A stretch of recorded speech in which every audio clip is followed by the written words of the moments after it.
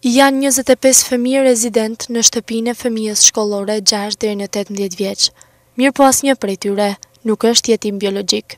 Kushtet e vështira ekonomike e problemet e theksuara sociale kanë bërë që këta prind t'ia dorëzojnë fëmijët shtetit në pamundësi për të kujdesur vetë për to.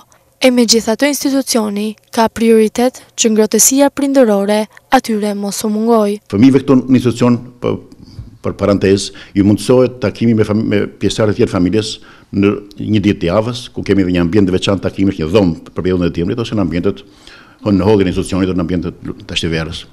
Pra kemi krijuar një mjedis goxha familjar, mund ta shihni.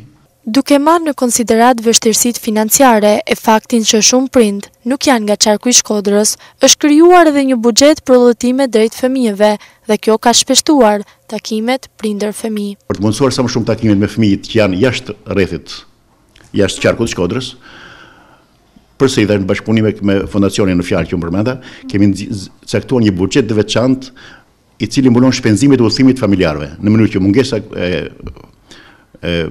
ekonomisë, mungesa e financave mos të jetë pengesë që prindrit mos takon me fëmijët e tyre. Kjo ka arritur, ka shpeshtuar numrin e takimeve fëmijë prindër. Ndërsa gjatë stinës së verës, pasi përfundojnë shkollën, shumë prindër shprehin dëshirën t'i marrin gjatë sezonit të verës fëmijët e tyre.